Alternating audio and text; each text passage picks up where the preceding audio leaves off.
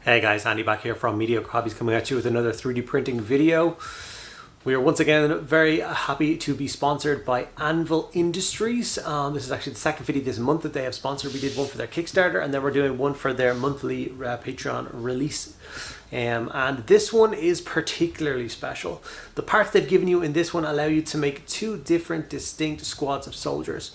One based on the SG teams from Stargate, which that's just awesome.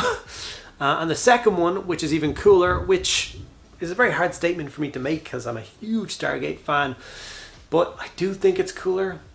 And that is, I believe they've given us the parts to make soldiers from Starship Troopers. And I don't know about you, but I want to know more. Before I get to the video, huge thank you to all of my patrons. You guys are amazing. Without you guys, I could not continue doing what I am doing.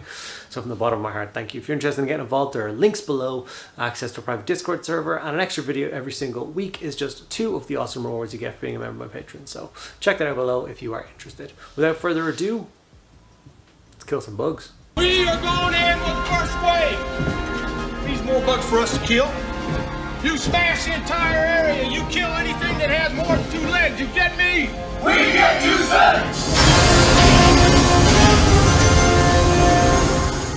And like I've said with each and every time that I've worked with the Anvil Industries stuff is that the sculpts are always fantastic. And the thing that impressed me the most is always their supports. And I've talked about this before, the idea that lots of companies say that models come pre-supported, but really those companies don't put in any work in doing that. They just slap it onto a normal slicing software and they hit auto support, and then they kind of hand those off to you as if they've spent a lot of time adding supports, where they clearly haven't. That is not the case with Anvil Industries. I once again have this entire plate loaded with parts, and there's not a single fail. There's not a single piece of slippage. There's nothing. It's perfect. All the pieces came off the build plate quite easily, so they're not like they're overdone or anything. So I'm very impressed with them. I think it's one of my favorite things. Obviously all the parts are now been washed. It's now time to organize them into the correct parts, the correct models. And as you can see, the quality is, of course, as usual, stunning. These kind of tactical trousers with some combat boots, and then some kind of hip webbing with a pistol and a knife. Really nice. Here's the Starship Troopers style top, and then here's the Stargate SG-1 style P90s. So just having the kind of versatility in that is amazing. Once again, a quick rinse in some boiling water, and the parts just fall away from the supports. Super quick, super easy. Did that for all of them. And then I broke them down into their, once again, the parts that they're supposed to be for each individual model. They've actually made it easier once again to do this. Like previously, I would have had to take them off the build plate a little bit more carefully to know which arm goes with which weapon. But now, built onto the build plate, or onto the platform, the raft, sorry, should I say, for the weapon and the arm is a number. So the weapon will have number 4, and then the arm will have number 4. And you know that other arm goes with that rifle perfectly, and they fit together. So it's very easy to break them down into these piles and get them assembled. Now, when I was at this stage of producing this video and I had constructed the miniatures, I had not yet decided which set of models I was going to paint. I knew I was going to paint 4 models. I didn't have time to do both in a single video, which is a bit unfortunate because whichever one of these I left behind, I was going to be kind of upset with myself with. So obviously I have this beautiful SG team here. So cool. I've thought about making a kind of a Stargate SG-1 style RPG system at some stage before, and I think it'll be amazing. And then obviously the Starship Troopers guys are just so beautiful and so iconic. They're one of the big first sci-fi movies I'd seen as a kid. Before I'd seen Aliens or Predator or whatever, I had seen Starship Troopers. So I have very fond memories of this, and these models are awesome. So in the end, I did decide to put the Stargate SG team to one side and focus on getting some Marines done for Starship Troopers. I love the sculpts. I think they're absolutely amazing.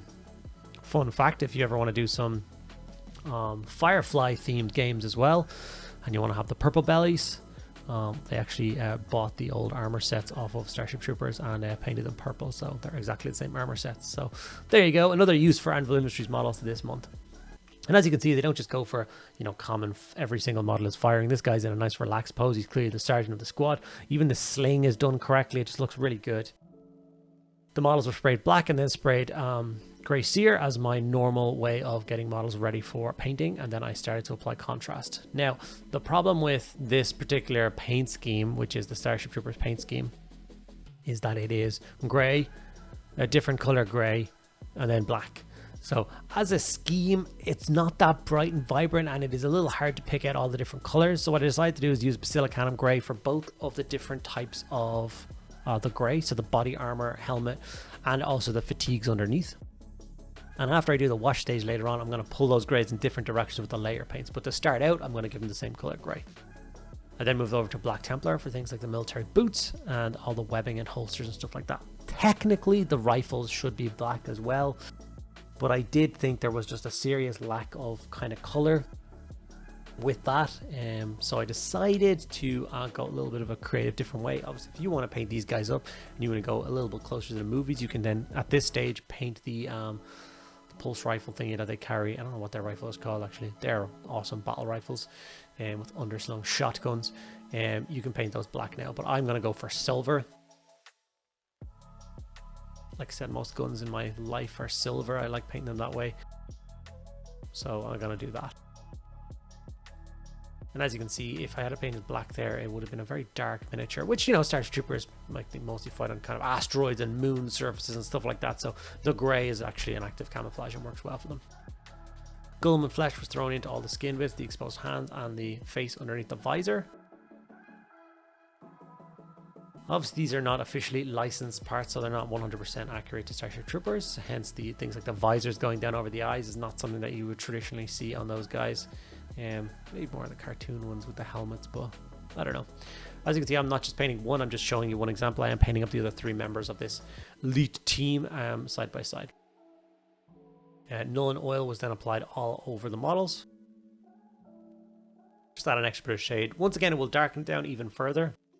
And for a model that's black, grey, and grey, that may not seem like the best idea, but it does shade it in the right areas. I got some basic material on as well.